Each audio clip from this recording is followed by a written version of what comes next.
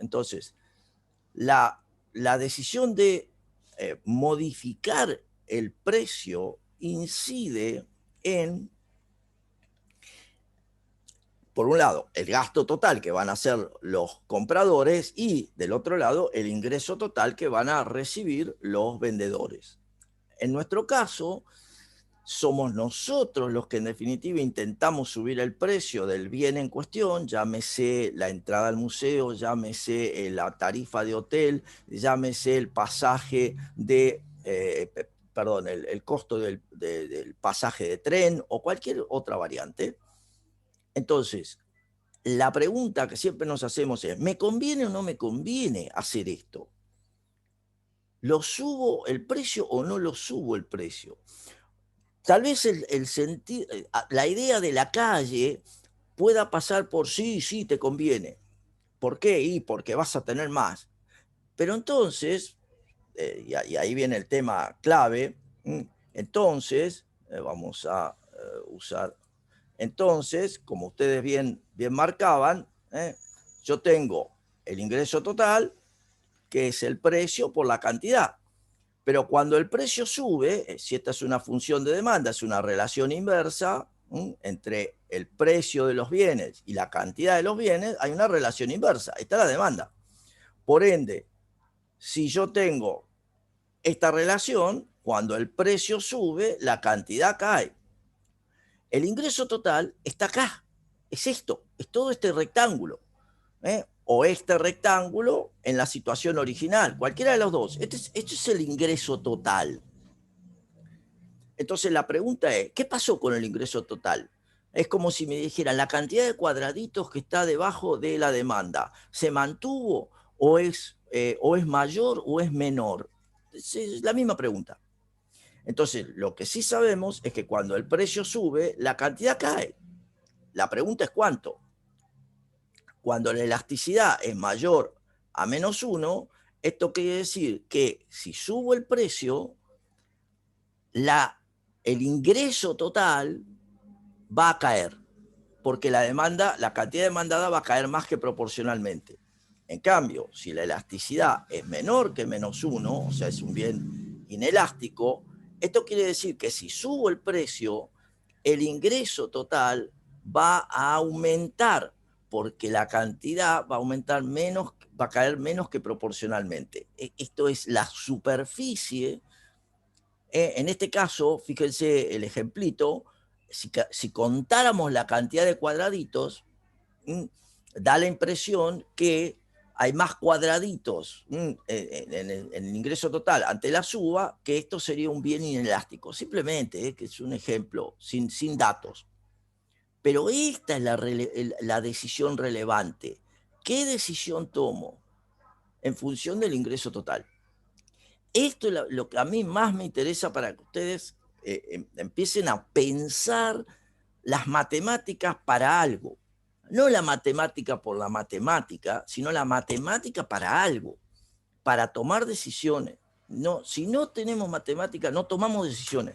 Y esto tiene que ser algo que se mortal. O sea, tiene que ser para ustedes clarísimo. Si no tengo matemática, no puedo tomar decisiones. No puedo tomar decisiones de aire. Es decir, no puedo tomar decisiones conversando. Tengo que tomar Claro, decisiones con datos, ¿sí?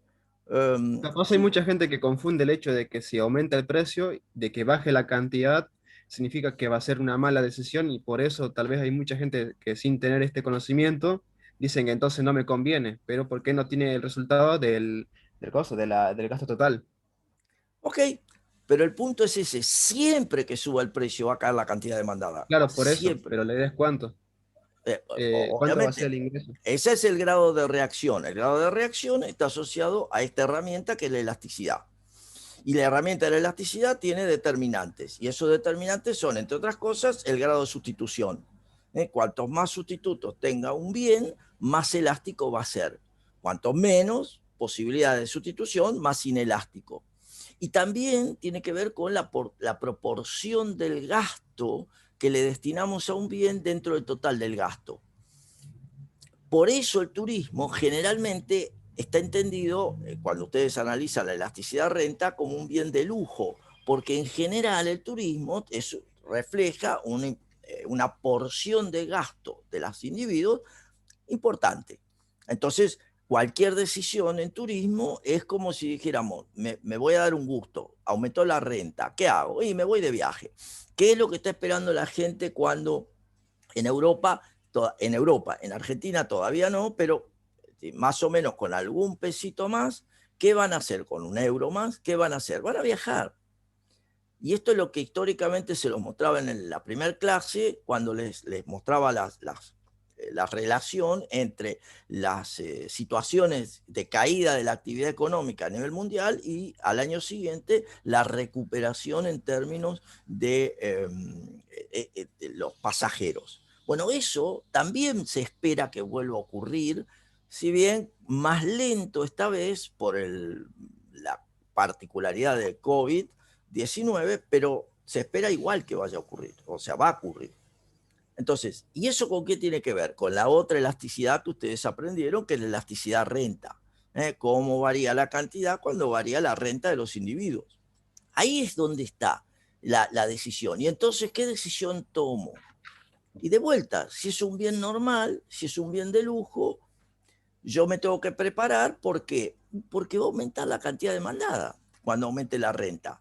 Por el contrario, si es un bien inferior que reacciona negativamente ante la suba de la renta, ¿a qué me tengo que preparar? Bueno, en Argentina nos pasó al revés, justamente baja la renta, ¿a qué me tengo que preparar? Y que aumente la cantidad demandada de bienes de inferior calidad. Esto es lo que me tengo que preparar.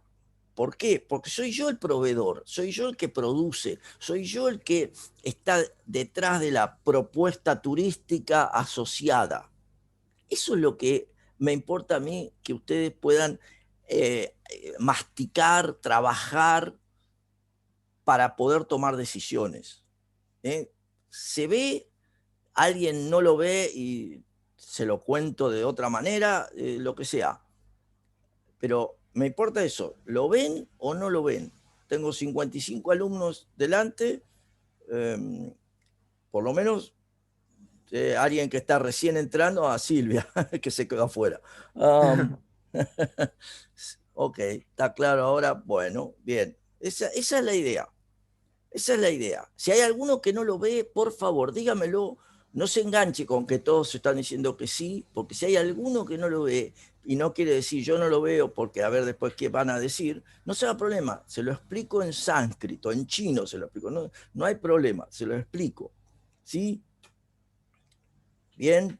Bueno, si no hay nadie que grite o levante la mano para decir yo, señorita, lo que quieran. Vamos a, entonces vamos a entrar a el planteo de la unidad 4. ¿Hay alguien que está, o sea, perdió de vista el concepto de la elasticidad renta, por ejemplo, o la elasticidad de los bienes relacionados, que Yo, también por es... ejemplo, profe, lo de la elasticidad de la renta no lo entiendo bien, no lo entendí Bueno, bien. perfecto. Lo que estamos viendo cuando analizamos la elasticidad renta, la elasticidad, entendido la Y mayúscula como la renta, es el cambio proporcional de la cantidad demandada del bien turístico, vamos a ponerlo así, ante un cambio proporcional de la renta de los individuos. ¿La renta de los individuos qué es?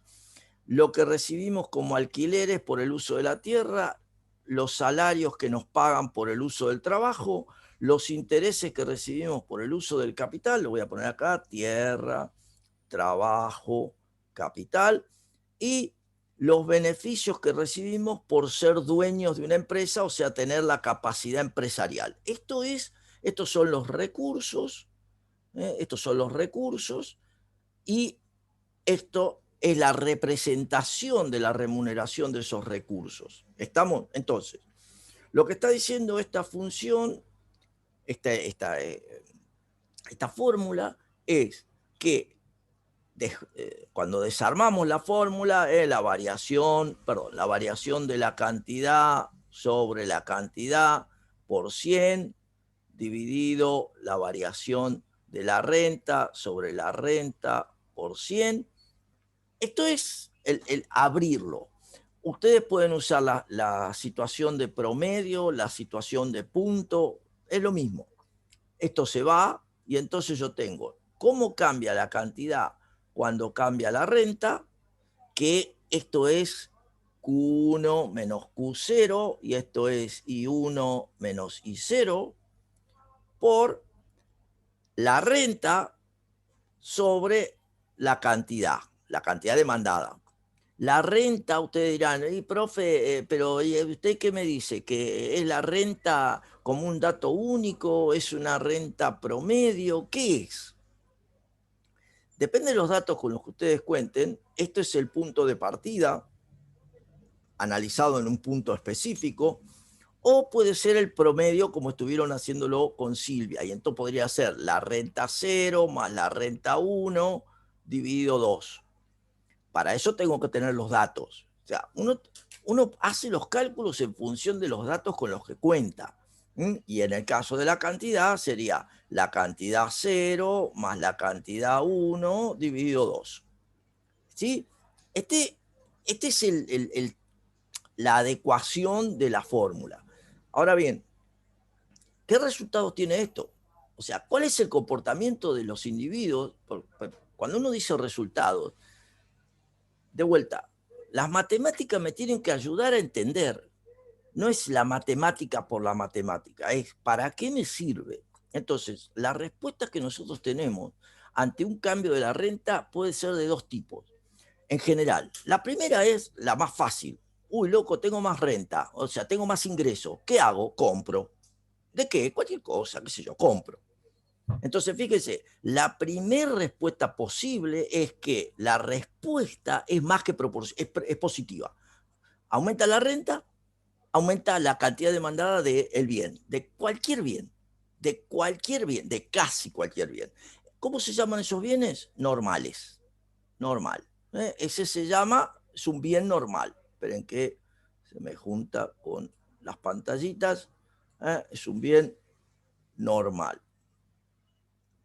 Ahora bien, hay una posibilidad que ustedes digan, tengo más renta, pero la verdad me dejó de interesar determinados bienes. ¿Por qué? Bueno, porque la calidad es muy baja, porque en sí no cubre todas mis expectativas. Ah, perfecto. Quiere decir que si aumenta la renta, la cantidad demandada de algunos bienes reacciona negativamente. Ese tipo de bienes se conoce como bienes inferiores. Y el caso de los bienes inferiores yo se los puntualicé con nuestro ejemplo cercano de Punta Lara, por ejemplo, para decirlo así, un destino de sol y playa, muy local, que ante el aumento de la renta, bueno, nos vamos a otra parte, es decir, dejamos de consumir la playa de Punta Lara para pasar a consumir otro tipo de playa, no sé, Pinamar o Santa Teresita, cualquiera. Este es el juego. Por el contrario, y ahí viene lo interesante para ubicarse, cuando la renta baja, nos damos cuenta que no podemos ir a casi ningún lado y nos vamos a Punta Lara. Entonces, claramente, si la demanda de Punta Lara aumenta cuando bajó la renta, es porque es un bien inferior. Para entender la dinámica de la reacción que tenemos los individuos ante los cambios en los precios, ante los cambios en la renta con la que contamos. Ahora bien, Mm, dale, ¿qué pasa? no, sí, eso está ahí como asumiéndolo. El tema todavía como que me quedé pensando en el hecho de que puedo tener yo una renta alta y decidir, porque usted dijo, puede ser que tenga una renta alta y puedo optar por comprar bienes normales o también puedo optar por comprar bienes inferiores. Eso sin importar si la renta es baja, si tengo renta alta puedo comprar un bien inferior. ¿Eso es lo que No, dijo al principio no, o no? está bien, te entiendo el punto y vos decís, con mi plata hago lo que quiero. Eso es lo que vos me estás diciendo. Y tenés razón, con tu plata haces lo que quieras, pero la pregunta es la respuesta del mercado, no la respuesta individual. Reitero, con mi plata hago lo que quiero y con la tuya vos haces lo que querés. Y entonces, ¿qué hacemos? No, la mirada es la mirada de conjunto, la mirada del mercado. ¿Cuál es la reacción del mercado cuando la renta se modifica? No cuando yo soy rico o cuando yo soy pobre, cuando la renta se modifica. Ahí está la confusión, Gabriel. Sí, sí. Sí, La sí, sí, confusión ahí ya lo entiendo. O sea, es creer que si soy rico, no, no, no, es modificamos la renta de los argentinos en promedio. ¿Qué decisiones tomamos? Y aumentan los consumos, bla, bla, bla, vamos al supermercado, bla, bla, bla. ¿Y qué dejamos de consumir? Y dejamos de consumir colectivo. Y dejamos de consumir carne, cortes de segunda. Y dejamos de consumir Punta Lara. Ah, entonces todos esos bienes, cuando aumentó la renta, se comportaron como bienes inferiores. sí, Entonces, se ve, dentro de los bienes normales, yo tengo también dos, o sea, una reacción de cuánto aumenta la renta y, y cómo reacciona la cantidad demandada del bien. ¿Mm? Es porque bajó la renta, si aumentó la cantidad demandada de un bien inferior, es porque exactamente, Mailén, sí, muy bien, ese es el punto, no te había leído. Entonces, ¿cómo reacciona? Bueno, ahí ustedes ya saben cómo reacciona. ¿Por qué? Puede reaccionar más, igual o menos que proporcional. ¿Por qué? ¿Y por qué me dice así, profesor? ¿Y por qué da por supuesto que va a ser así? Porque ya establecimos el signo positivo o negativo. Ahora estamos viendo la magnitud del cambio. El signo ya lo vimos. Ahora vemos la magnitud del cambio. Entonces, dentro de lo positivo, ¿cuán positivo puede ser? Puede ser más que proporcional, equiproporcional o menos que proporcional. ¿Y eso para qué me sirve? De vuelta, para tomar decisiones, para entender. Si la reacción es más que proporcional, quiere decir que cuando aumentó la renta, nosotros vamos a, es como que nos vamos a dar un gusto, vamos a reaccionar comprando bienes que, como sabemos que ahora vamos a tener más renta de acá para adelante, porque en definitiva subió la renta, de acá para adelante, me siento más rico. Entonces, al sentirme más rico, tomo decisiones de me doy un gusto, me compro unos buenos vinos, me voy de viaje, me compro un auto, me compro billutería que de otra manera no me hubiera comprado, lo que quieran, o ropa de alta gama, lo que gusten. Entonces, en esos casos, la reacción es un bien de lujo cuando es más que proporcional. Claramente la situación a nivel mundial que ocurre con el turismo. Cuando les decía que ante una recuperación de la actividad económica, la reacción de cantidad de pasajeros volando es más que proporcional. Entonces el turismo se comporta generalmente como un bien de lujo. Por el contrario, hay bienes que a nosotros nos sentimos más ricos, pero en definitiva son bienes que usamos todos los días. Esto es los bienes para la higiene personal, la ropa para todos los días, la ropa interior, el combustible, cualquiera de esas bienes, en rigor de verdad, van a reaccionar, pero menos que proporcionalmente. Y entonces se conoce como bienes necesarios. Necesarios, porque los usamos todo el día. Es como hablar del jabón, hablar de la sal, del aceite, hablar de bienes necesarios.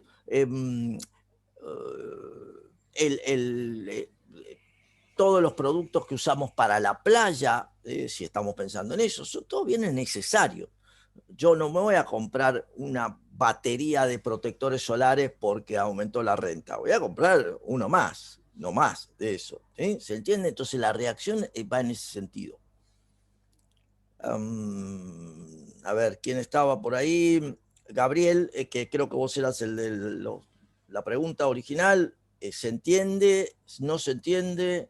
sí, Mailén, ¿se entendí. entiende? Bien, Lourdes, no sé, Sandra, todos los que andan dando vuelta participando. ¿Se entiende? ¿No se entiende? ¿Se entendió? Bárbaro. Dani, perfecto, sí. Bueno, genial. ¿Hay alguien que quedó perdido en el planeta de los cambios de variaciones proporcionales? Sí, se entendió, Oriana se entendió, Camila lo mismo. ¿Se entendió? ¿Se entendió? Se entendió, se entendió. Lourdes, está todo bien. Bueno, perfecto. Ahí está. Es decir, es fácil Yo o es difícil. tengo, Dale. yo tengo una duda, pero es más bien cómo, por ejemplo, en el parcial abarcaríamos un ejercicio de estos. ¿Tendríamos que Bueno, entablar un ejemplo o sí, resolver generalmente ese bloque? hay ante un caso, la idea de parcial o en general, como lo planteo yo, siempre son casos o mini casos donde hay una situación, donde le está pasando algo, o un hotelero, como analizaban con Silvia, que está viendo, está pidiéndoles asesoramiento, qué le conviene hacer, sabe que la reacción ante los precios de la noche de hotel son tantas, la cantidad demandada, y sabe que si ante los distintos precios las reacciones son tales, y entonces seguramente ese hotelero les pregunta a ustedes como sus licenciados de cabecera, que le digan qué le conviene, si le conviene subir el precio, si le conviene, o sea, si le conviene subir la tarifa, si le conviene bajar la tarifa, porque necesita hacerse de caja, necesita tener ingresos para comprar camas para la temporada que viene. Eso sería un caso. Y obviamente hay que poner los datos, pero entonces ustedes ahí van a encontrar cómo lo van a asesorar a ese hotelero, analizando qué grado de elasticidad tiene ante, ante los cambios de precio. Entonces, si ese hotelero tiene mucha competencia, es muy probable que su hotel tenga un perfil de demanda que es elástico. Y entonces a ese hotelero no le va a convenir subir los precios. ¿Por qué? Porque lo que está necesitando es hacer caja, tener ingresos. No estamos diciendo beneficios, para que no haya duda. Estamos hablando de generar ingreso total, no beneficio. Beneficio es la diferencia entre ingreso menos costo. Entonces, pero por el contrario, si ese hotelero es el hotelero que está en Calafate o el hotelero en una zona que es estricta de paso, todo el mundo tiene que pasar por ahí, pasa, un ejemplo concreto, le pasa yendo en La Pampa, terminando la ruta del cruce del desierto para pasar a Neuquén, está el hotel que termina la ruta del desierto, que es... bueno, el Hotel Cruce del Desierto, si más no recuerdo, que está al lado de la estación de servicio. Son todas del mismo dueño. Es el único hotel. Entonces, si uno va por la ruta y llegó a las 6 de la tarde o a las 7 de la tarde, mejor que parece en el hotel, porque si no después se complica mucho, o sea, podés pasar y entrar a Neuquén, pero si depende de la hora, ese es el Hotel Cruce del Desierto, sí, es exactamente ese. Entonces, ¿qué le convendrá hacer ese hotelero? Y es muy probable que le venga bien subir el precio a la noche, tal vez, la tarifa nocturna o alguna variante así, porque de alguna manera tiene cerca Neuquén. No es cerquita al lado, pero tiene cerca la ciudad de Neuquén. Pero de nuevo, si es el único hotel, es un bien inelástico. Entonces el ingreso total le va a convenir subirlo. Perdón, va a subir si la tarifa sube. Eso es lo que pasa. Ese sería un caso, digo, para ponerlo. Otro caso podría ir por el lado de la elasticidad renta. Entonces decirle, bueno, ¿cuál es la reacción? La elasticidad renta, sabemos que la reacción de la cantidad ha sido tal cuando la renta subió. Y al año siguiente la renta bajó y la cantidad demandada del bien es tal. Bueno, calcule la elasticidad renta, ¿qué hago? ¿Qué decisiones tomo? Y usted dice, no, ahí no tengo, ahí me tengo que preparar. Si el bien es normal, me tengo que preparar. Si el bien es inferior, me tengo que preparar. ¿A qué me tengo que preparar? Y si la renta subió, van a dejar de demandar el bien que yo tengo. Fíjense, al revés, un ejemplo desde otro costado, pero la gaseosa, creo que se los comentaba, la gaseosa Manaos. ¿Qué hizo Manaos? ante la baja de los ingresos de los argentinos. Y aumentó la producción, diversificó, sacó otras marcas. ¿Por qué? Porque es un bien inferior. Entonces la gente demandó Manaos, en lugar de demandar Coca, Pepsi, demandó Manaos.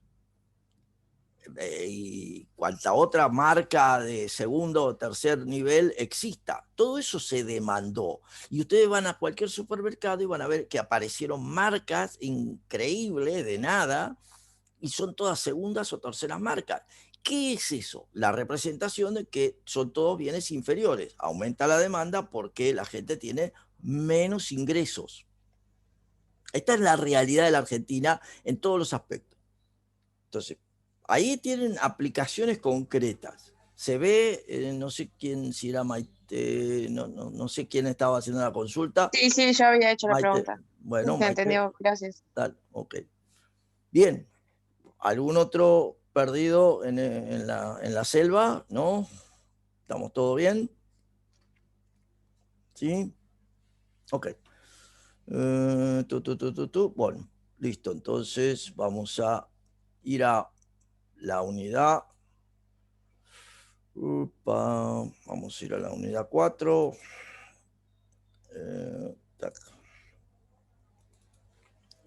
Bien. La idea ahora es, bueno, ya dejamos de lado las 3 unidades que tienen que ver con lo que vamos a trabajar en el parcial. Entramos en la segunda parte de la materia, las 3 unidades que siguen, que tienen que ver con todo el tema de impactos. La unidad 5 tiene que ver con la caracterización de los componentes del sector turístico, lo que es los componentes de la planta, en el análisis de los proveedores de servicios en origen, proveedores de servicios en destino, todo el entramado que le da forma a la actividad turística. Eso es la unidad 5. Y la unidad 6 está vinculada a la medición, aspectos que van a tener que ver con la cuenta satélite y cuestiones que hacen a cómo analizamos el sector y cómo encontramos datos relevantes para el sector para poder, en definitiva, como decimos, tomar decisiones. Porque siempre lo planteamos para poder tomar decisiones.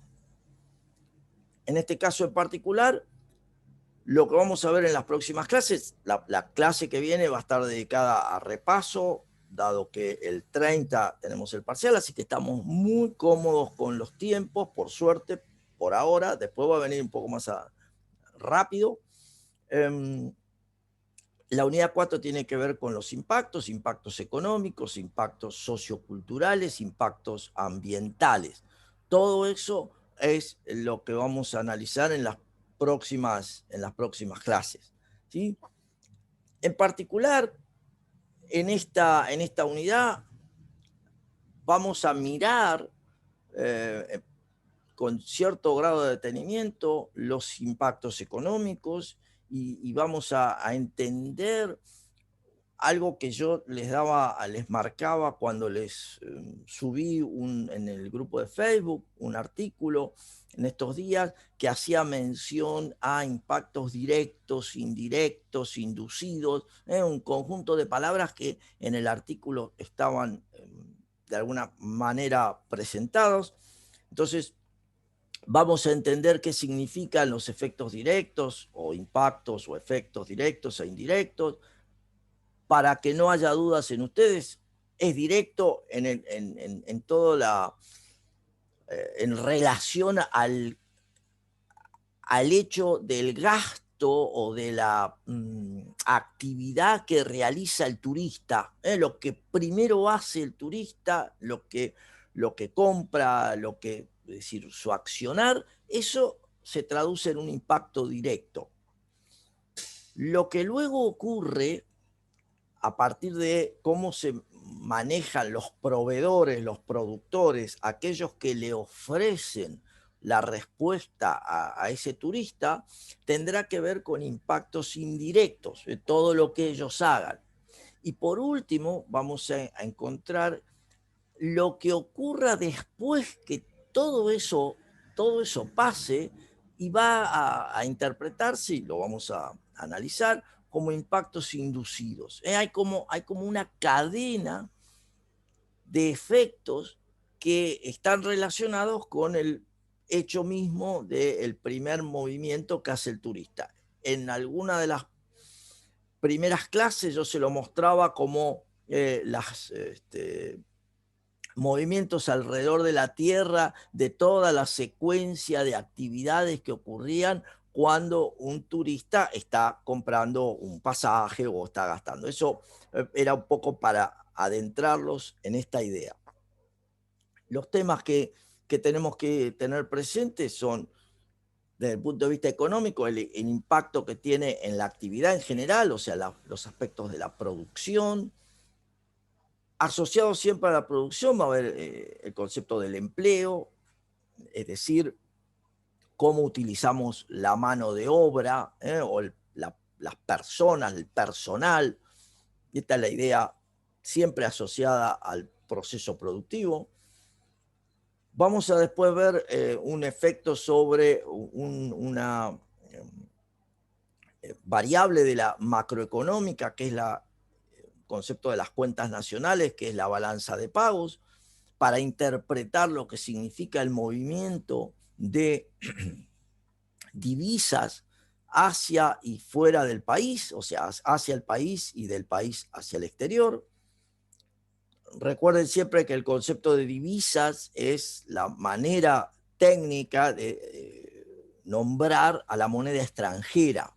Cuando ustedes están hablando de euros, yenes, dólares, reales, eso que es moneda extranjera, técnicamente lleva el concepto de divisa.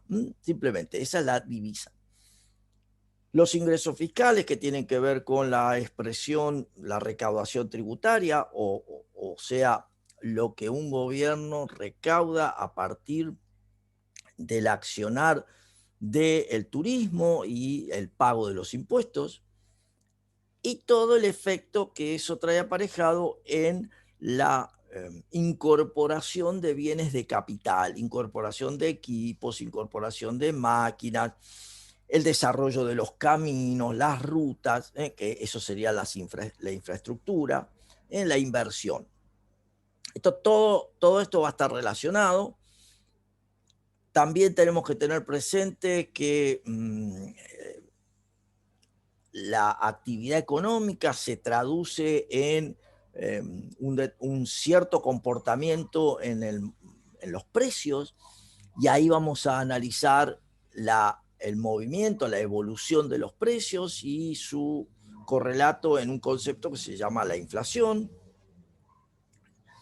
También cómo se puede distribuir a partir del accionar del turismo la renta entre los distintos participantes y entre, en definitiva, los residentes de un país. Cómo eso también impacta en el desarrollo local, o sea, el fortalecimiento de las actividades en un destino. Y por último, si esto genera o no oportunidades en espacios que se dedican a otras actividades, por ejemplo, las zonas rurales. Todo eso, de alguna manera, refleja lo que ustedes tienen que tener en cuenta cuando hablamos de impactos económicos, ¿sí? Aquí simplemente les comparto con ustedes, pero ya la semana que viene les voy a mandar algo. Esto es una encuesta del año pasado, pero sigue siendo válida porque es lo que se pensó, es decir, el relevamiento que surgió a partir de qué creían sus compañeros el año pasado, y también mis alumnos de cuarto año de política, que iba a ocurrir cuando terminara, si es que alguna vez terminaba, pero en ese momento se pensaba que terminaba, la situación de encierro, la situación vinculada al COVID. De alguna manera las respuestas han sido coincidentes con lo que terminó ocurriendo. Fíjense que los impactos en las situaciones más importantes han sido impactos en el turismo receptivo. El 90% interpretaba que los mayores efectos negativos iban a estar dados en, por ejemplo, tanto el turismo receptivo como el turismo emisivo. Los ingresos públicos por entradas a parques nacionales también se iban a ver fuertemente impactados, y esto lo marca ese 80%, y el empleo relacionado al turismo en el sector privado. Fíjense que todo esto se planteó el año pasado, más o menos para esta altura del año, que era lo que se preveía o interpretaban que iba a poder ocurrir. Bueno, de hecho sí, ha ocurrido de esa manera y con esa intensidad.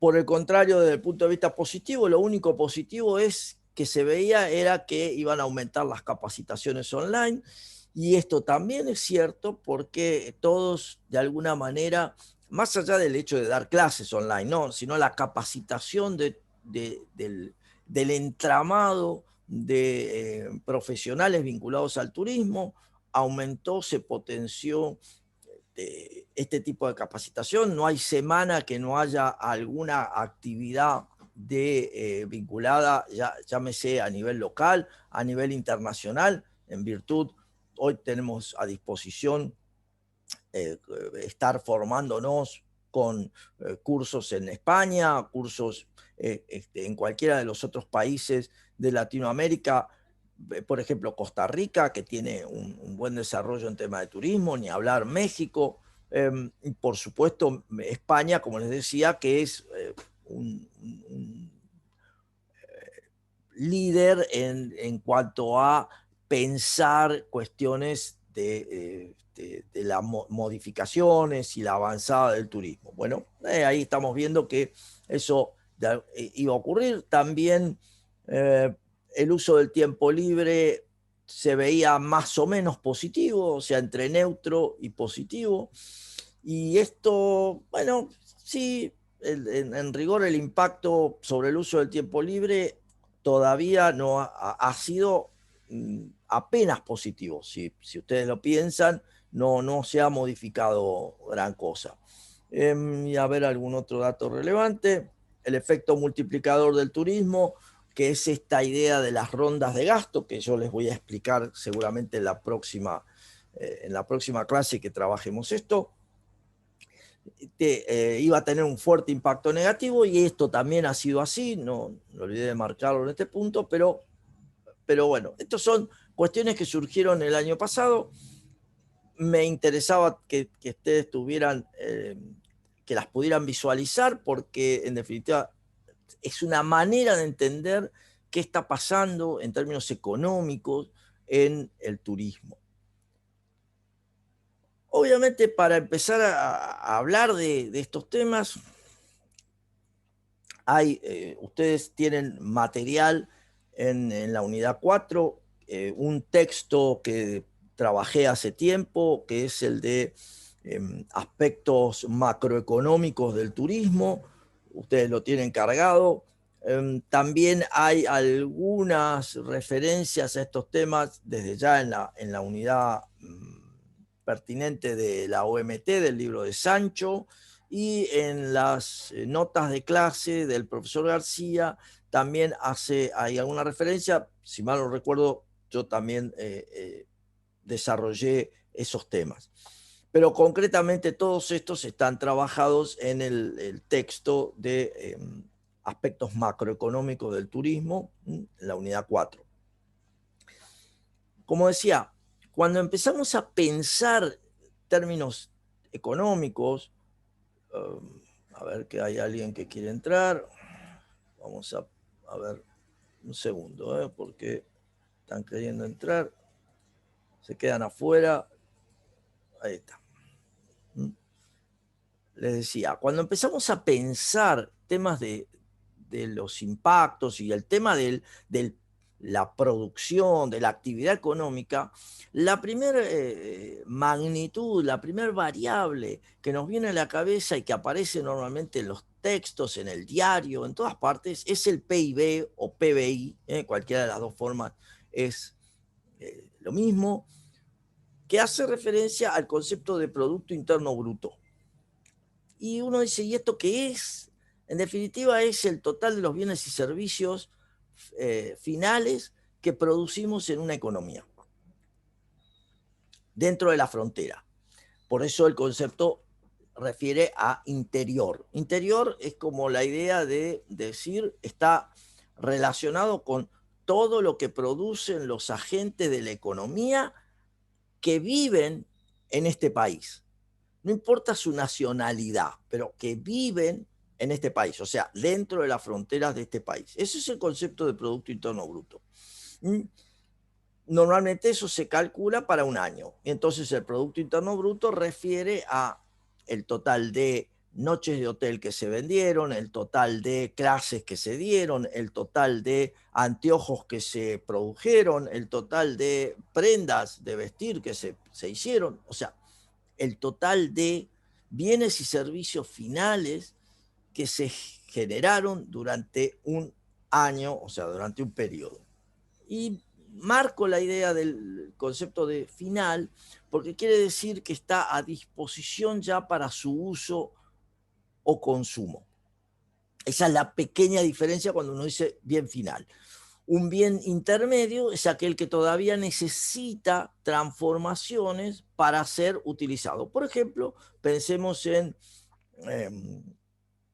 la tela para hacer una sombrilla. La tela para hacer una sombrilla es un bien intermedio. La sombrilla terminada es un bien final. Cuando uno está analizando el concepto, lo que está viendo es exclusivamente la cantidad de sombrillas que se terminaron y no la cantidad de telas para sombrilla que se hicieron. Se está viendo la cantidad de sombrillas. Digo como una cuestión para familiarizarnos. ¿Por qué es esto importante? Porque, de vuelta,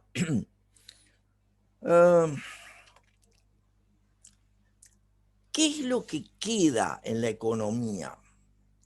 Fíjense que lo que queda es lo que le agregamos de valor a lo que hacemos, a cualquier cosa que tomamos. A ver, por ejemplo, me voy a fijar, están todos con sus cámaras apagadas, cosa que estaría bueno que la prendan para vernos face to face, Agustina, Abraham, Lourdes, Pablo, Nicole, Alan, están todos con sus cámaras apagadas, pero en la medida de lo posible, hola, ¿qué tal? Nos arreglamos, Iru, está perfecto, muy lindo, muy bien, pero ¿por qué digo esto? Bueno, porque probablemente a mí no me anda, bueno, Alan, está bien, yo no tengo, está todo bien. Es decir, es una idea para simplemente compartir y vernos, no es porque es determinante, pero sí porque me sirve, por ejemplo, porque la veo a Iru y a Regina, ¿sí? Regina, ¿está bien? Entonces, Irupé, la Regina es mi apellido. por eso Irupé, ya me parecía que... Bueno, y veo que estabas tomando apunte, ¿no, Irupé? ¿Estás tomando apunte? Bien, perfecto. Entonces, para entender el punto relevante es el siguiente. Yo la veo a Irupé que está tomando apuntes y para tomar apuntes, Irupé necesita tener una hoja, necesita tener lapicera, necesita tener 2 neuronas disponibles para usarlas y fuerza. Fíjense qué interesante. Todo eso es lo que necesita Irupé para empezar a tomar apuntes. Ahora bien,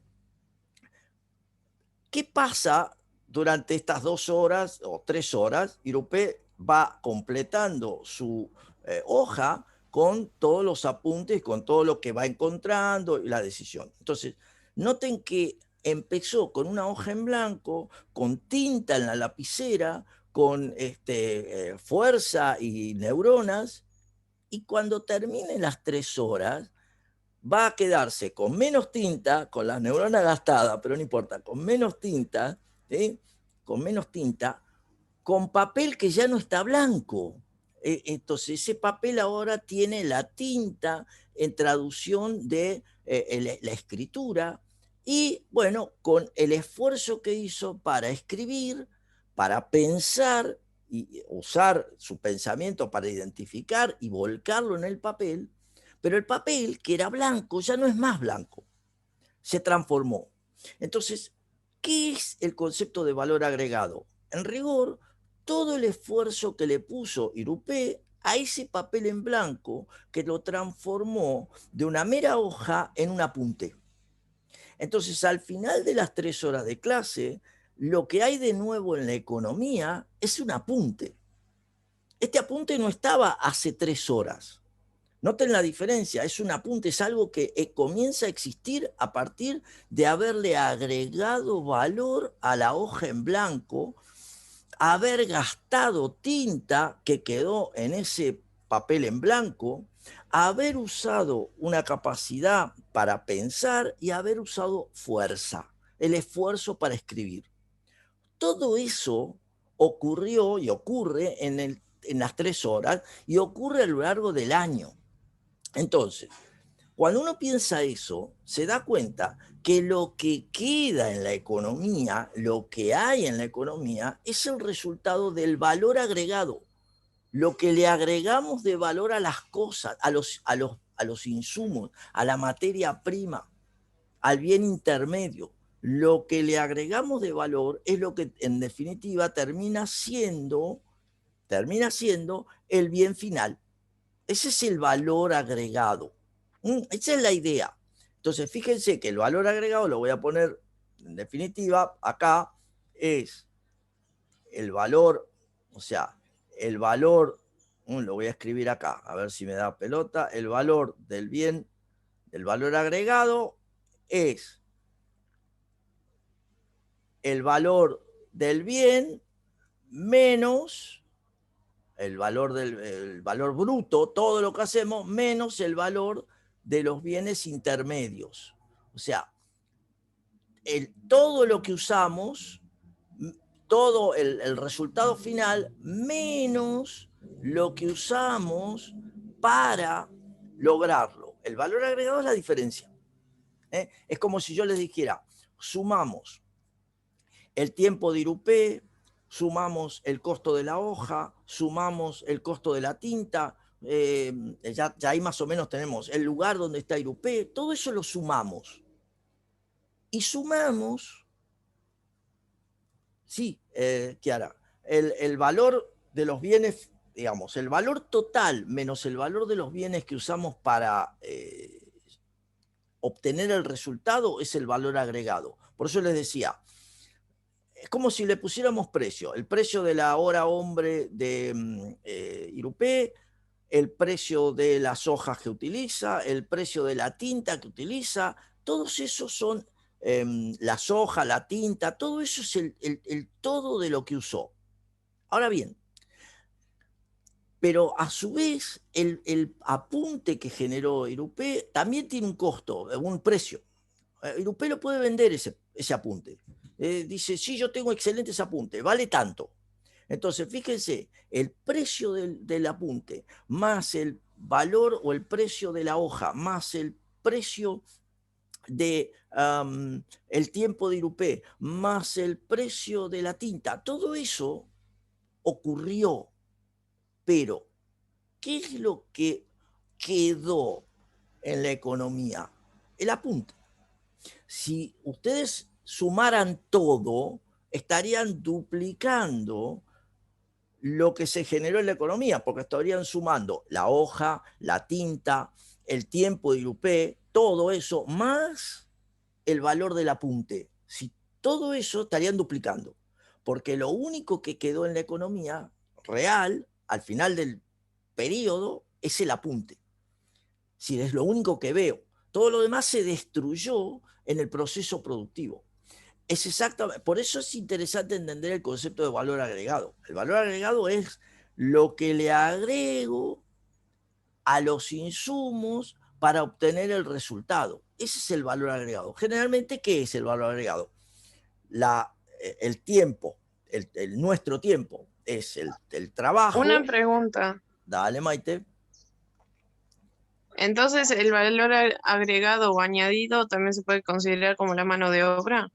Tipo Exacto. las horas de trabajo. Exactamente, las horas de trabajo, por lo común, son, cuando la querés hacer fácil, es exactamente el valor agregado, porque vos tenés un insumo, le agregaste tus horas de trabajo y vos vas a querer cobrar por eso. Ese es el valor agregado, ese es el efecto. Más la ganancia. Bueno, ¿la ganancia qué es? El valor agregado que le adiciona el empresario. Es lo Claro. mismo. Entonces, es la ganancia por haber sido empresario, las horas de trabajo que tuve, eso es valor agregado a el insumo. Entonces, el resultado de la suma de los valores agregados es el producto bruto. Y eso es interesante entenderlo, ¿sí? Bien, entonces, la misma mirada, pero desde el lado del ingreso, ya esto lo conocemos, es la renta nacional. La renta nacional es la retribución por el uso de los factores productivos. Y ahí viene, creo que era Maite, tu reflexión. Fíjate que la retribución por el uso de los factores productivos, lo volvemos a poner acá, los factores productivos, ¿cuáles son? ¿Cuáles son? La tierra, el trabajo, el capital y la capacidad empresarial. Estos son los factores productivos. Entonces, la retribución por el uso de los factores productivos, vos, Maite, hacías mención al trabajo.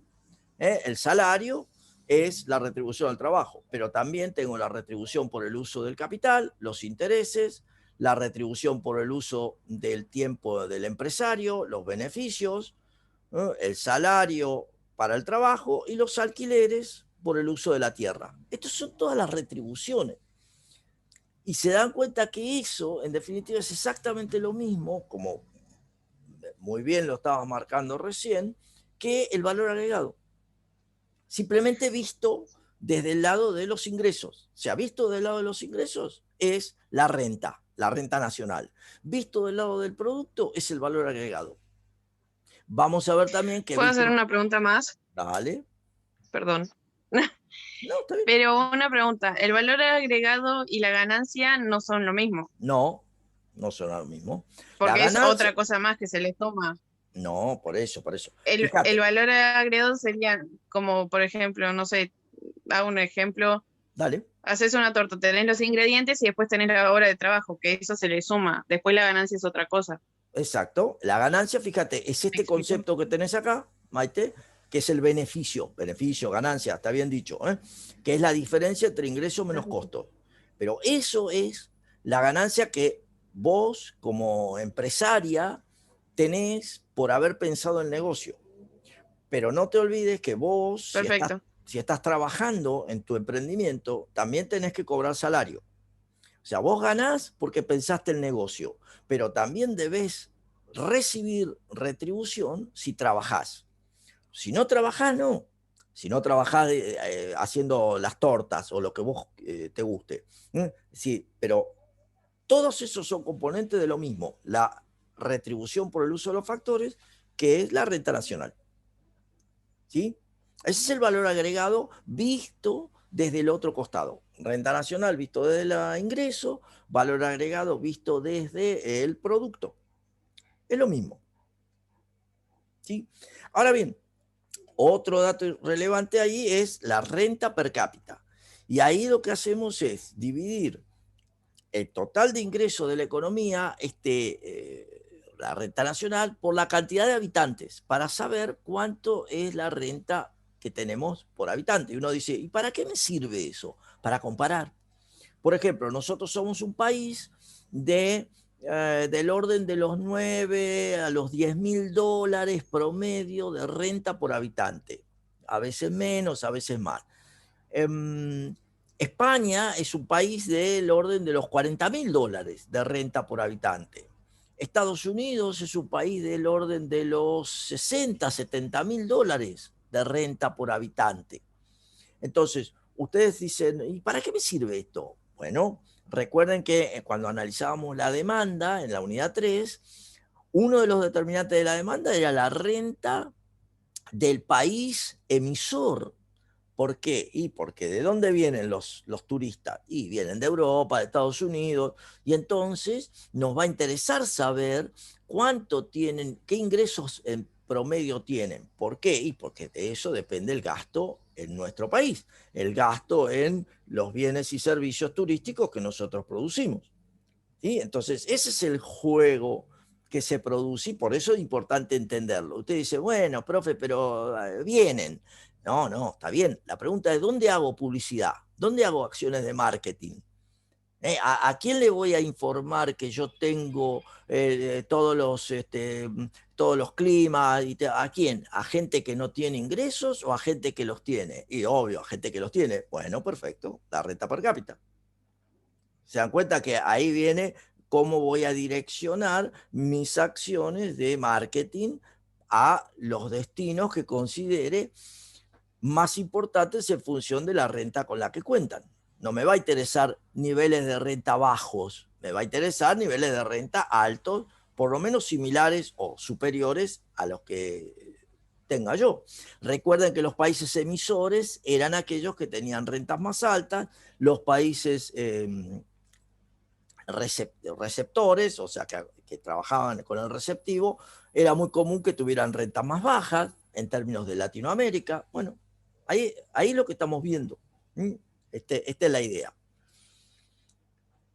Otra magnitud a tener en cuenta es el concepto de la variación de los precios, y entonces la llamada inflación es la tasa porcentual de crecimiento de los precios medida en forma anual. Para que no haya dudas, la inflación, lo voy a poner acá, la inflación, la inflación es, digamos, la variación de porcentual del índice, de un índice de precios, un índice de precios. Esto uno dice, wow, ¿y esto qué es? Bueno, lamentablemente en la Argentina somos muy conocedores de esto. Hace 2 días salió la variación del índice de precios del último mes, del mes de marzo, y eso fue para el mes de marzo 4,8%. Esto fue la inflación de un mes anualizado. Esta inflación da en el orden del 60 y pico por ciento, 65% anualizado, anual. Esto sería la inflación anual si nada cambia. Hasta el momento nosotros en los 3 primeros meses del año ya tenemos en el orden del 15, 13 y pico por ciento de inflación en los 3 primeros meses del año. Estamos en una situación complicada en términos de la variación de los precios. Peor está Venezuela, que tiene una hiperinflación que el año pasado rondó el millón, si mal no recuerdo, el 1.000.000%, una demencial, o sea, hiperinflación. Pero de cualquier manera, este concepto de la inflación, no voy a entrar, esto ustedes lo van a ver en profundidad en macroeconomía, o sea, en economía 2, en el segundo año. Pero de nuevo es relevante porque nos muestra los cambios en los precios debidos a las situaciones de la economía y tienen que ver con las decisiones de política económica que toma un gobierno. Entonces eso esencialmente es una manera de entender la inflación. Para que no haya duda, lo van a encontrar la definición, es el aumento sostenido en el nivel general de precios. Esa es la mejor forma de entender la inflación, aumento sostenido en el nivel general de precios. Esto significa que los precios suben a distintas velocidades, pero suben, todo el tiempo suben, por eso es aumento sostenido. No es una situación en la que algunos precios suben y otros bajan. La inflación es un concepto que se traduce en eso. todos los precios de la economía de alguna manera y en alguna medida están subiendo. Ese es el concepto de inflación. Pero, ¿Cómo era, profe? dale, Aumento sostenido en el nivel en general el... de precios. Sostenido quiere decir que aumenta, a ver, momento a momento, no deja de aumentar. Distinto es cuando hay precios en la economía que caen, que bajan por situaciones de exceso y exceso de oferta, por ejemplo, y qué sé yo, si ustedes compran fruta, se van a dar cuenta que, por ejemplo, el kiwi estaba en 500 pesos el kilo, y sí, exactamente, Sandra, la estacionalidad, y hoy el kiwi está en 290 pesos el kilo. Entonces, esto es un claro concepto, es decir, en 3 semanas bajó de precio. Bueno, el hecho de que haya bajado de precio es porque la estacionalidad, como bien marca Sandra, hace que haya mayor producción. Entonces ahí no, si los bienes se comportan de esa manera, vamos a tener bienes que suben de precio y bienes que bajan de precio. El concepto concreto de inflación es cuando todos los precios suben. Digo para que entiendan, dado que estamos en la Facultad de Ciencias Económicas, y no se confundan con que si algunos precios suben y otros bajan, no es inflación. Lógico, ustedes van a leer en los diarios la inflación, sí, tenés razón, lo van a leer así, pero eso es porque lo hacen fácil.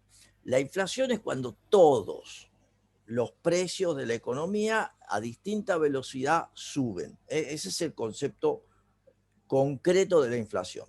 Nada, pero simplemente para entenderlo. El otro concepto a tener en cuenta es la tasa de crecimiento de la economía, que mide el ritmo al que crece el Producto Bruto y tiene un poquito que ver con nuestra análisis de la elasticidad renta, si se quiere. La tasa de crecimiento de la economía, la tasa de crecimiento, eso también es una variación proporcional, es la variación proporcional, o sea, la variación del Producto Interno Bruto respecto a el Producto Interno Bruto en el punto de partida, en el momento T, por 100. Esto es, o lo que es lo mismo, el Producto Interno Bruto del momento T menos el Producto Interno Bruto del momento T menos 1, respecto, vamos a poner acá T menos 1, respecto al Producto Interno Bruto del momento T menos 1 por 100. ¿Por qué estoy usando esas letritas? Simplemente para que ustedes empiecen a familiarizarse con la notación del tiempo. El momento T es el momento actual, el momento T menos 1 es el momento anterior. Entonces, lo que estoy viendo es un concepto de qué pasó entre el momento anterior y el momento actual. Y ustedes dirán, profesor, ¿y eso qué quiere decir? Entre el año pasado y este año, entre 5 años para atrás y este año, o sea, el momento pasado y el momento actual. Ustedes dicen, pero entonces lo puedo usar para cualquier cosa. Sí, sí. En tanto y en cuanto lo definas, sí.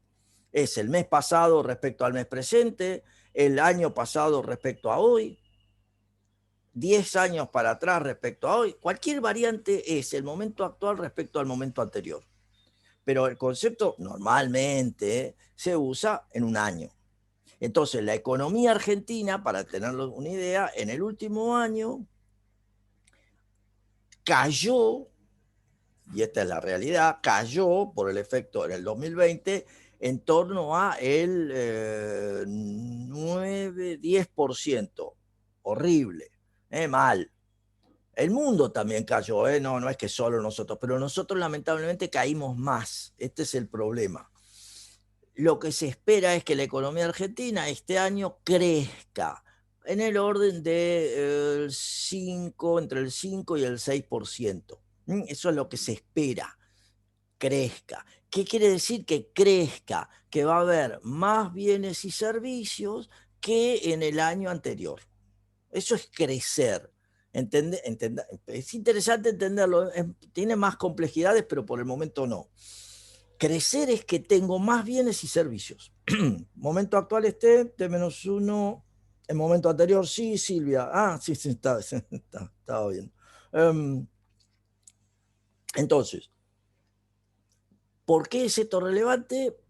Porque en definitiva nos sirve para empezar a entender estas decisiones. Uy, va a crecer la economía argentina. Uy, ¿qué tengo que hacer?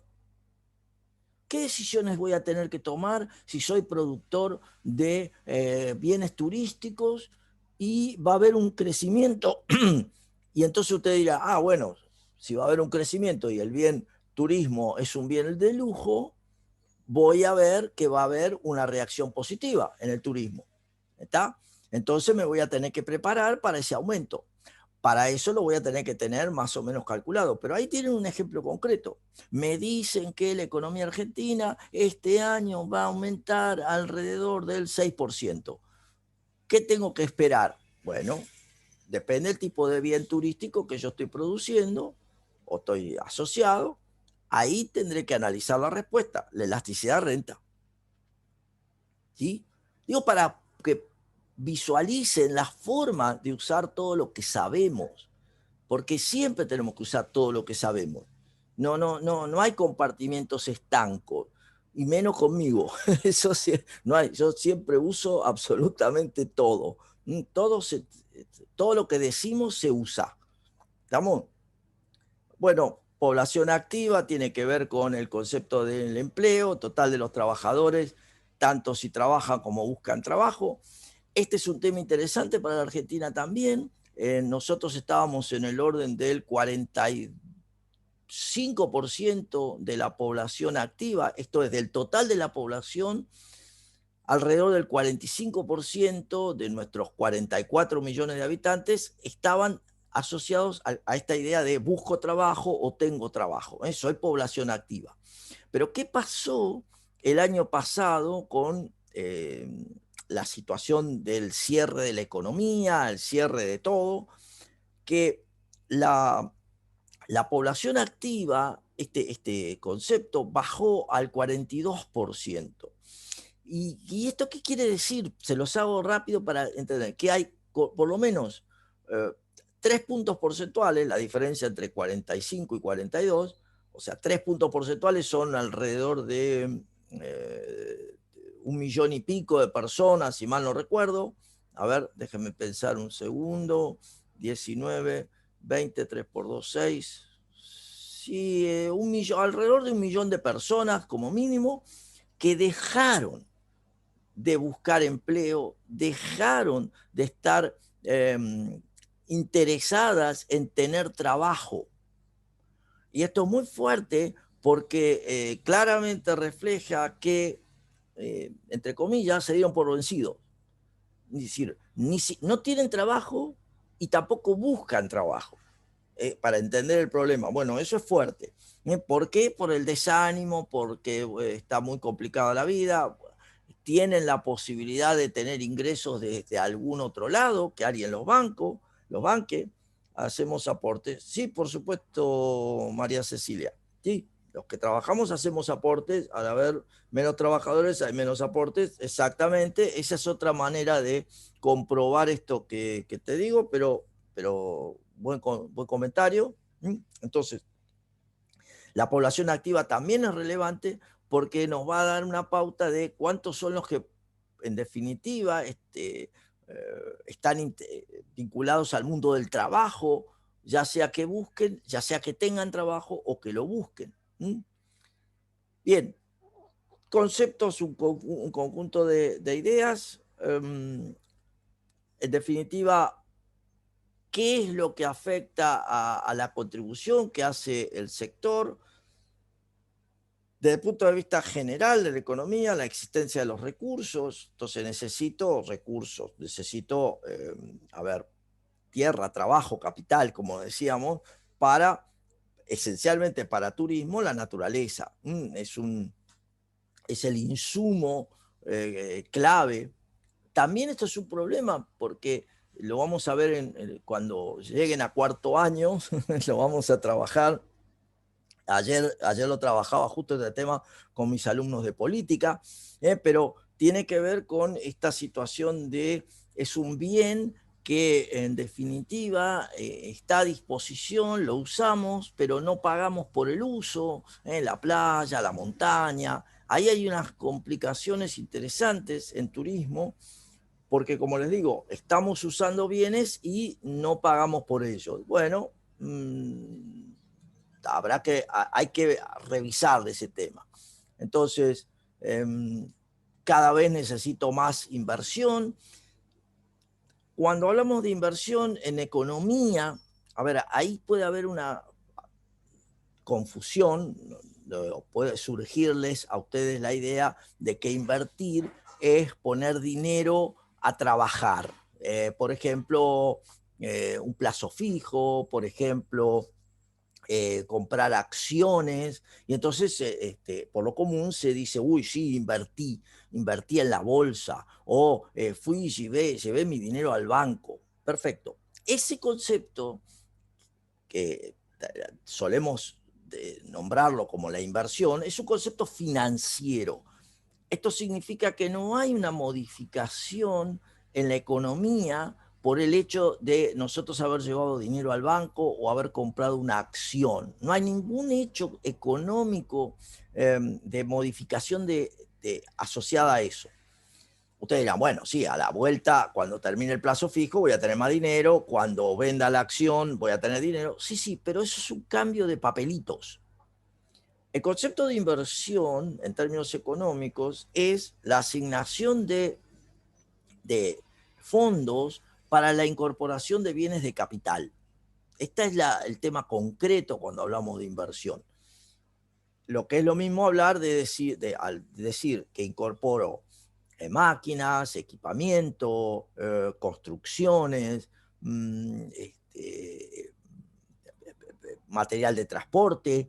Eso es, económicamente hablando, el concepto de la inversión, ya sea pública o privada. La ruta es una inversión, la construcción de un puerto para recibir cruceros es una inversión, el hecho de comprarnos comprar telesillas en Chapelco como medios de elevación, eso es una inversión. O sea, todo eso son inversiones. ¿Sí? Bueno, también necesitamos recursos, necesitamos conocimientos técnicos, cada vez más, está claro, toda la tecnología asociada. También para desarrollar turismo necesito estabilidad sociopolítica. Esto es, no es fácil plantearlo más allá de que exista el turismo asociado a situaciones de terror o a situaciones de enfrentamiento, como en algún momento lo hemos charlado, pero turismo necesita un encuadre de estabilidad, digamos, social en los países, porque si no, no se logra traspasar las fronteras, no se logra convivir con el otro. Esta es la clara situación. ¿Sí? Podés invertir tiempo, Irupé. Excelente reflexión. Y mira, te la voy a plantear de esta manera.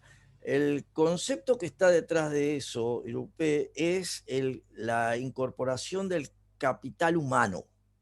Entonces, cuando vos ahora estás sentada en tu tiempo libre, recordemos que este es tu tiempo libre y vos lo estás usando de esta manera, sos libre de usarlo, pero claramente estás haciendo una inversión de tu tiempo porque estás incorporando una capacitación, un hecho específico que va a mejorar tus posibilidades dentro de los procesos productivos. O sea, te va a permitir tener un título o lo que fuera. Bueno, eso es inversión en capital humano. Es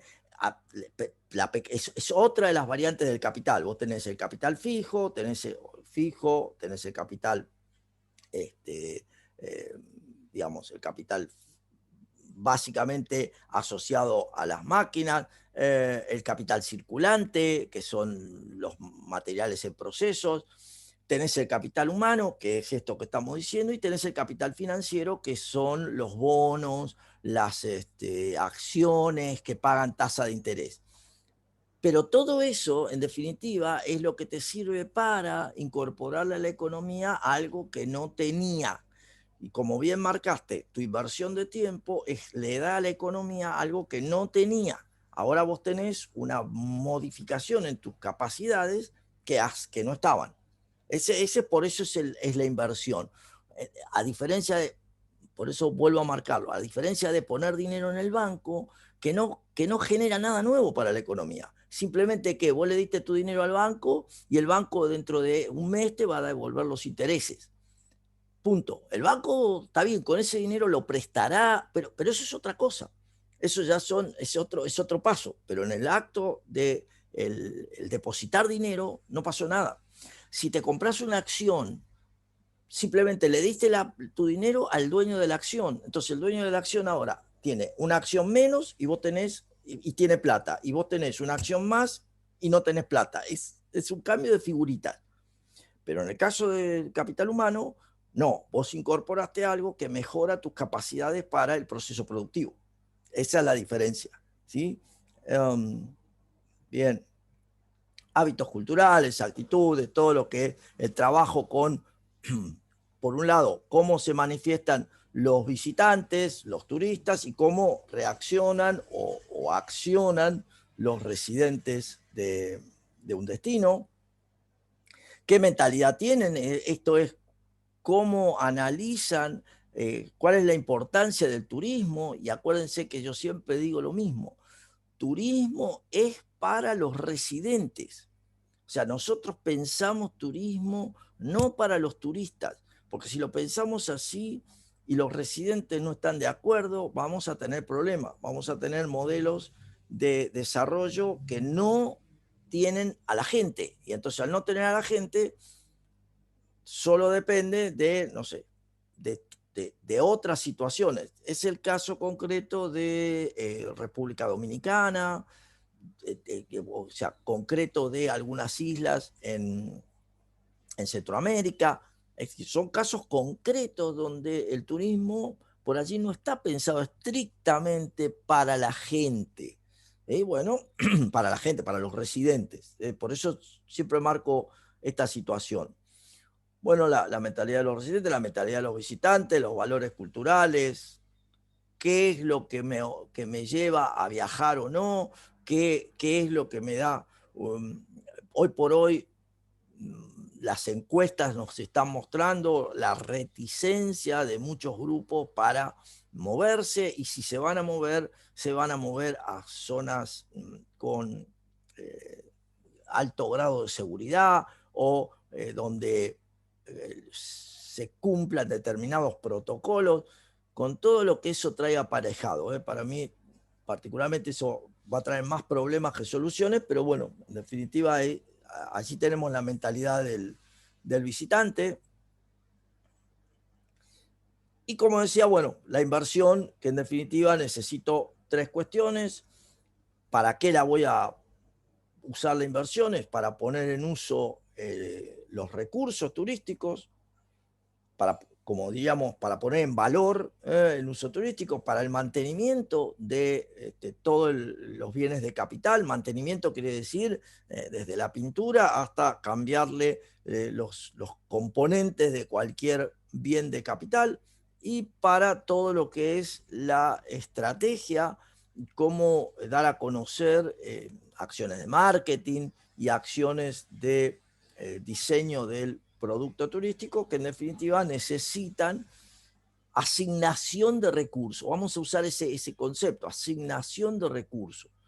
Cuando uno dice así, bueno, vemos cómo asignamos, pero estoy invirtiendo. Asignación de recursos es eso, concretamente fondos, pero podría no ser fondos, y es la gente, pero es asignación de recursos, ¿sí? Para entender cómo pongo en valor, cómo trabajo sobre los bienes turísticos con los que cuento.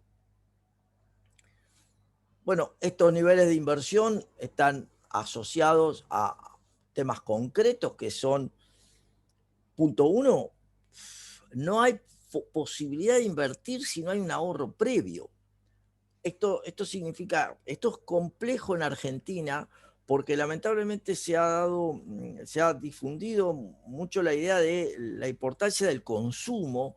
Tenemos que consumir para que las empresas crezcan y se muevan y hay que consumir. Bueno, pero no hay posibilidad de que se produzca más si no invierto. Y para que invierta necesito recursos, necesito fondos. Y para obtener esos fondos, alguien los tiene que haber ahorrado previamente.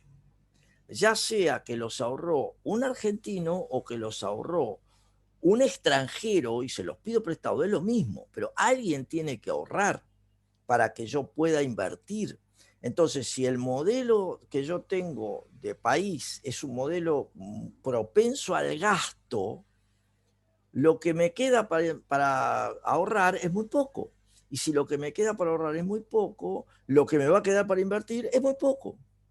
O sea, estoy haciendo una relación muy simple. Y ustedes dirán, bueno, le pido al de afuera.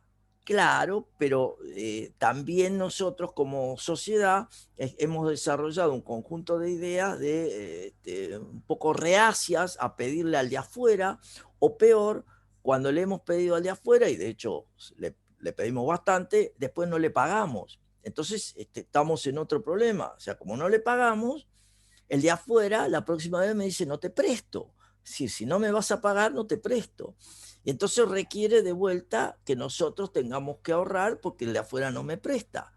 Pero si por el contrario no tenemos esa intención de ahorrar porque queremos consumir, porque hay que darnos los gustos en vida, ¿de dónde sale el dinero necesario? Y entonces uno dice, bueno, el Estado emite billetes y monedas. Y entonces ahí cualquiera que haga esa reflexión se dará cuenta que eso tiene una fuerte relación con el concepto que veíamos hace unos minutos, que era la inflación. O sea, si el Estado, si nosotros como sociedad no ahorramos, no le podemos pedir prestado al mundo porque el mundo ya te avisa que no te presta, entonces lo único que nos queda para los gastos que queremos desarrollar es emitir billetes y monedas a partir de la autoridad monetaria. Esto está bárbaro, está muy bueno, pero el problema es que implica que yo cada vez tengo más billetes y monedas y el valor de esos billetes y monedas se deprecia, o sea, pierden valor. ¿Por qué? Porque hay mucho. Es como si ustedes dicen, hay muchas remeras verdes. ¿Cuánto vale una remera verde? Y cada vez menos. Cuando había una sola remera verde, uy, qué guau, qué bueno, esa es la remera que quiero. Hay miles de remeras verdes. Entonces, si hay miles de remeras verdes, ¿cuánto vale cada remera verde? Y poquito. Bueno, con los billetes es exactamente igual. Hay muchos billetes. Entonces, hay demasiados billetes. Como hay más billetes de los que queremos tener, el valor de esos billetes, la representación, es decir, el poder de compra de esos billetes cae. Y esa es la contracara del proceso inflacionario. O sea, al caer el poder de compra de los billetes, sube el precio de las cosas. Esa es la contracara. Entonces, si sube el precio de las cosas, tengo un proceso inflacionario. Por eso está todo relacionado, no es que es casual. Entonces, el modelo de ahorro, los mercados financieros con los que contamos. En Argentina los mercados financieros son pequeños, no los hemos desarrollado por la situación del primer punto. No tenemos un modelo de ahorro. Entonces, al no tener un modelo de ahorro, no tenemos un mercado financiero desarrollado. Piensen ustedes en los Estados Unidos, como ejemplo, para lo siguiente. ¿Qué hace la gente cuando tiene dinero? Ahorra o gasta. ¿Pero qué compra? Acciones. Ah, mira, qué interesante. Compra acciones y compra fondos de pensión y ustedes lo ven en las películas donde dice, sí, voy a ver qué hago con esto. Hay montones de películas que nos muestran esa situación. ¿Por qué? Porque ahí También, Sí, perdón, dale, Maite. Dale. también en países como por ejemplo Estados Unidos, los métodos de pago también son más variables, o sea, más abiertos. Podés Exactamente, sí. comprar, no sé, una camioneta en 4 años y vos vas pagando a partir de lo que vos tenés, en cambio, bueno, hay más posibilidades, digamos. Tal cual, exactamente. Eduardo, Dale. decí cómo se hace para combatir la inflación. Eh, a ver, ahí Gabriel dice, ahí voy, podés decir, Martín, es como usted había hecho en un principio, que dejamos de hacer algo por algo mejor. Sí, sí, ahora va ahí, Gabriel. ¿Cómo se hace para combatir la inflación? Wow. El punto clave allí tiene que ver con cuáles son las posibilidades que tenés de producción. Si vos si vos estableces posibilidades de producción para aumentar la oferta, la cantidad de bienes y servicios que existen, este es un tema clave que vos necesitas para después sí poder comprar.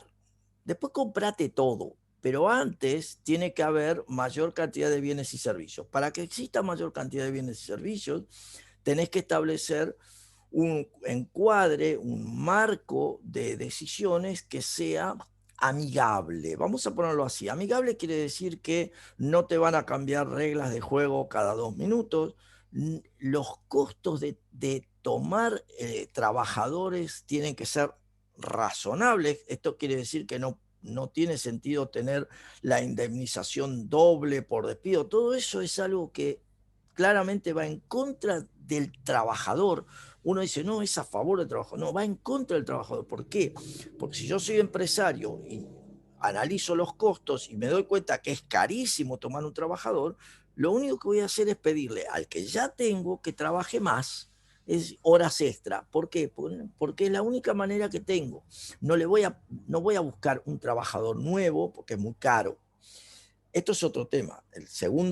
La segunda cuestión es permitir que haya una ampliación del mercado de capitales. Una ampliación del mercado de capitales. Para esto que decíamos, para tener más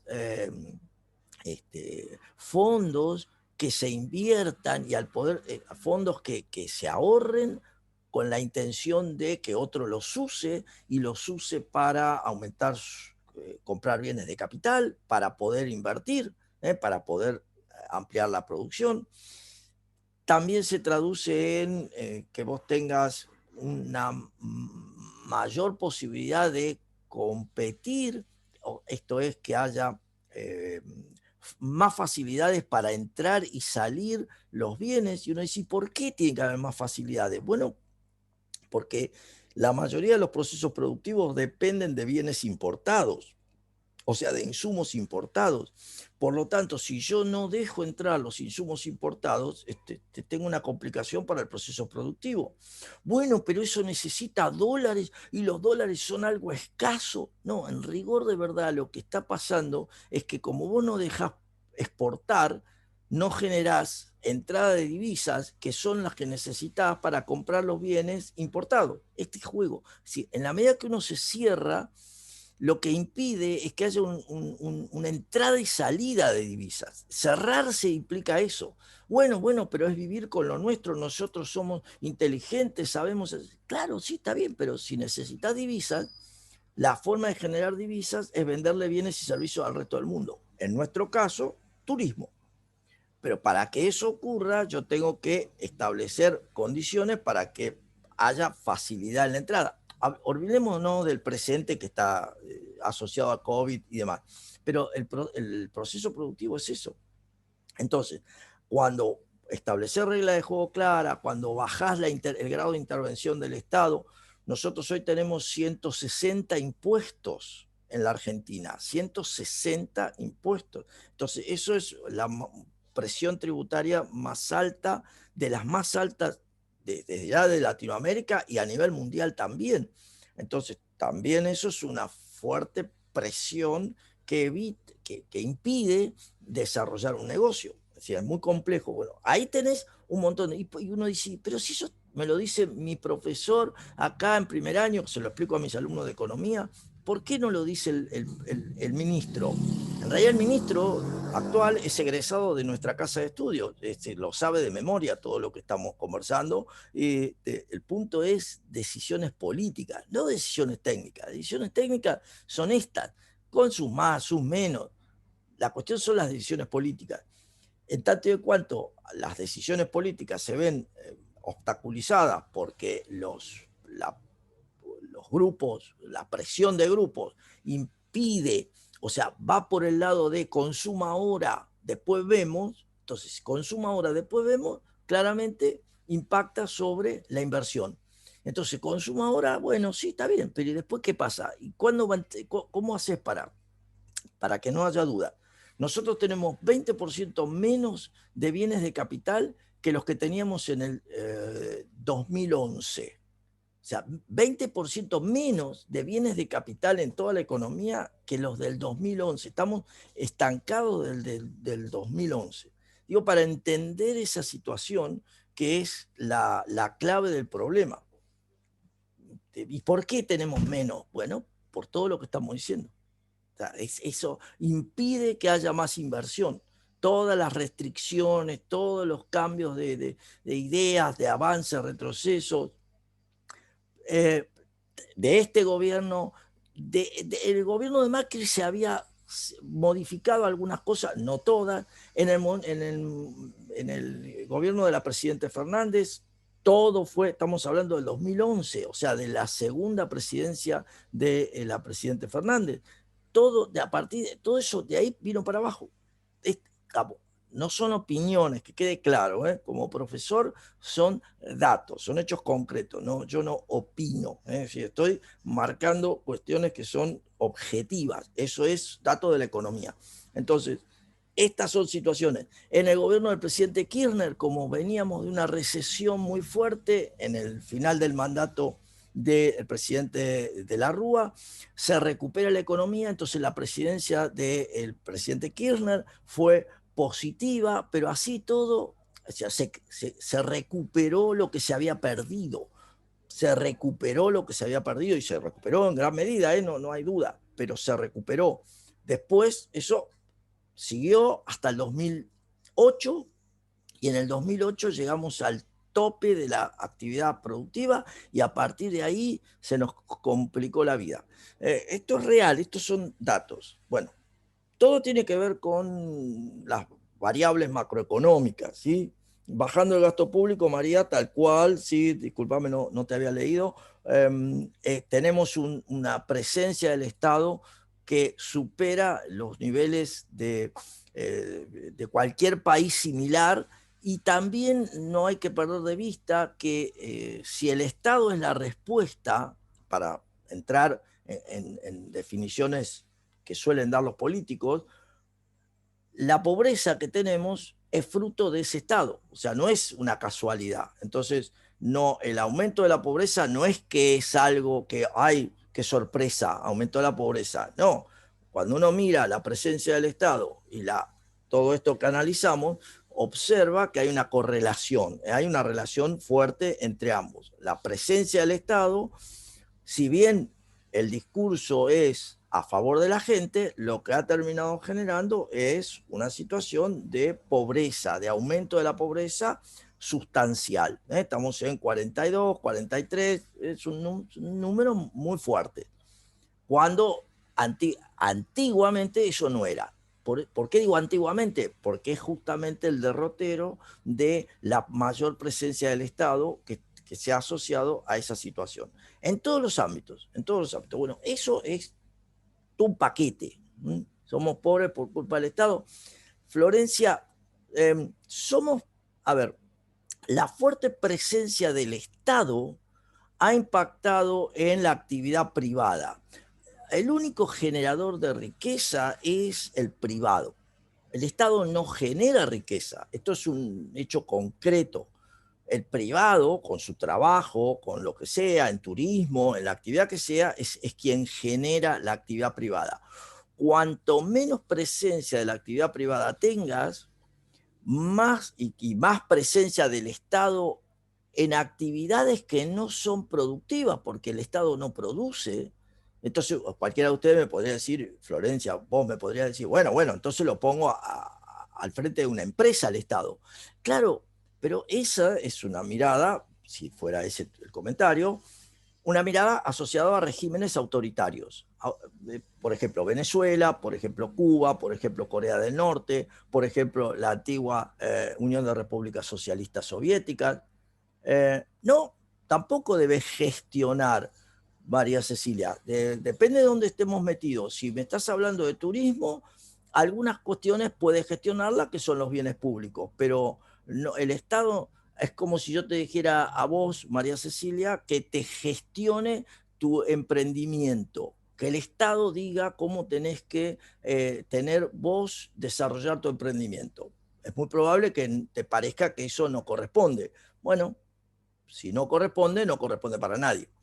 El Estado no debe gestionar, el Estado debe, a ver, el Estado lo que establece es el marco de las regulaciones, el Estado es el que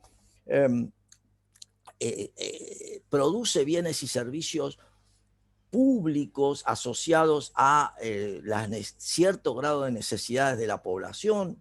Por ejemplo, puede produce las plazas, produce los parques nacionales, los produce en tanto y cuanto son responsabilidad del Estado.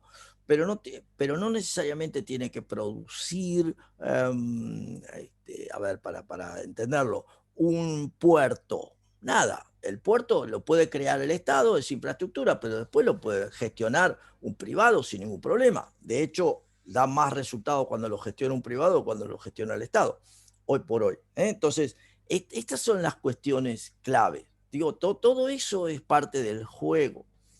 Y lamentablemente, bueno, sí, es una complicación en términos de la economía argentina, es una complicación, pero disculpen todo el tiempo que le dediqué, pero el análisis vale para relacionar, porque todo esto tiene que ver con turismo. La rentabilidad en el sector turístico en comparación con otros sectores de la actividad. ¿Cuánto se gana en turismo? Rentabilidad, para que no haya dudas en ustedes, el concepto de rentabilidad es la inversión que hago respecto a la utilidad que obtengo. Esto es el ratio de rentabilidad. En la calle a veces rentabilidad se suele confundir con ganancias. Uy, sí, esto es muy rentable, te dicen. Gané mucha plata. No, rentabilidad es cuánto invertí sobre lo que me dio, cuánta utilidad me generó. Entonces puedo invertir 100 pesos y la utilidad fue de 10.000 pesos, wow. Entonces voy a tener una inversión al revés. Estoy paviando. Utilidad sobre inversión. Yo mismo ya estoy paviando, estoy como loco. Utilidad sobre inversión, ese concepto. O sea, ¿cuánto gané frente a cuánto puse? La relación. ¿Cuánto gané frente a cuánto invertí? Entonces yo puedo haber invertido 100 pesos y gané 10.000. ¡Wow! O puedo haber invertido 100 pesos y gané 100 pesos. Bueno, uno por uno. Fíjense, la rentabilidad. O puedo haber invertido... la rentabilidad puede ser igual en un kiosco que en una casa de venta, en un concesionario de autos. Epa, ¿cómo? Sí, un kiosco puede haber invertido poco, pero la utilidad es baja. Una concesionaria de autos tiene que invertir mucho y la utilidad es mucho, si no tiene gollete económico, pero el resultado puede ser el mismo. Puede ser que la rentabilidad fuera el 5% en un kiosco, que lo es, y el 5% en una concesionaria de autos. Lo que pasa es que el kiosquero puso 100.000 pesos y la concesionaria de autos puso 1.000.000. Pero el kiosquero ganó de 100.000 pesos, ganó el 5%, o sea, obtuvo 105.000, la concesionaria de autos obtuvo 1.500.000, o lo mismo. Entonces, digamos, el juego de la rentabilidad es la clave porque es lo que nos sirve para decir en dónde me meto. Es decir, ¿qué negocio armo? ¿Me meto en turismo o me meto en dar cursos? ¿O armo una escuela de manejo? ¿Qué sé yo? Si se dan cuenta, es decir, ¿en dónde entro? Todo esto de la rentabilidad también está asociado a las políticas gubernamentales, o sea, cuáles son las decisiones, qué está pasando. Te dan cuenta que no es lo mismo un país que está cerrado y entonces, ¿qué decisiones tomo? Tengo que esperar. ¿Puedo esperar? Bueno, eso es otra cosa. Pero son las decisiones de política. ¿Sí? Bueno. Lo que importa el gasto, en definitiva, ¿qué es? Bueno, la naturaleza de la economía donde se produce ese gasto, es decir, dónde estoy gastando para entender el valor directo del turismo, es decir, cómo se reparte eso, con lo que decíamos más temprano. Es una sociedad donde el turismo tiene impacto en el desarrollo local, o es una sociedad donde el que maneja el turismo se lleva todo el dinero afuera. Esto lo vamos a ver cuando analicemos el multiplicador turístico. Y eso es relevante o no para el sector. Entonces, por eso es importante este concepto. Por lo común, la idea de turismo es porque crece, porque hay potencial, porque todo, en definitiva, se puede aplicar a alguna experiencia turística y se puede armar alguna propuesta para distintos perfiles, alocéntricos, psicocéntricos, las distintas motivaciones en función de la pirámide de Maslow.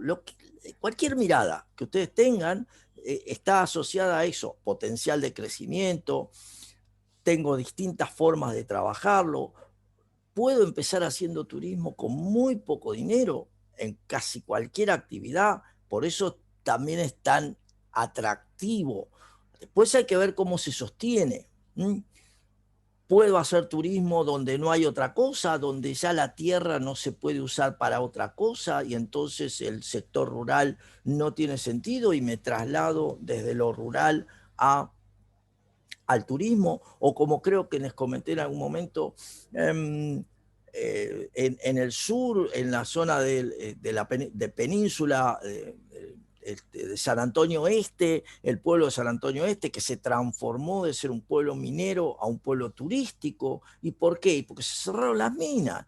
Entonces, si no se cerraron las minas, no hay más actividad minera, pero el pueblo se dio cuenta que tenían un conocimiento. El conocimiento era la espeleología, la mina como recurso y el poder meterse en la mina, y al mundo le gusta eso. Hay muchos que están interesados. Entonces, creaste de algo que se murió el pueblo a el renacer del pueblo, asociado a esa concepción. ¿Sí? Bueno, redistribución de dinero, todas las alternativas. Ya con esto termino porque claramente, normalmente, bueno, es cómo se reparte estos recursos. Profe, perdón. Dale. ¿Qué pasó? ¿Puede volver a la diapositiva anterior? Que le saque una captura, porque no terminé de copiar. Todo esto Un igual segundito. lo tienen cargado, vos, todo está con el celular a matar o morir, Bueno, pero lo tienen todo disponible en el aula, no, está todo cargado. ok, listo. Dale. Gracias. Bien, se esparce el gasto turístico, bueno, está toda la idea. ¿Dónde queda el dinero? Los turistas vuelven, no vuelven. Todo el efecto económico, simplemente, nada, voy a un toque más. En el receptivo es como una exportación, y esto es importante. Después, la clase próxima hablaremos de balanza de pago, ya hoy no, pero la idea de el turismo ingresa divisas, y entonces es lo mismo que pensar en una exportación. Por el contrario, el turismo receptivo, cuando hablamos de turismo emisivo, estamos viendo la importación, porque es el local que sale al mundo y se lleva las divisas. Entonces, compra bienes que son bienes de afuera. Por eso la concepción de importar cuando hacemos turismo emisivo, exportar cuando hacemos turismo receptivo. Y por eso, como le decía hace algunos minutos a Silvia, la importancia del el ingreso de divisas por turismo receptivo. Bueno, uno tiene que apostar, entre comillas, a eso como país. Nosotros tenemos todo para eso. Inyección de dinero, la demanda, bla, bla, bla.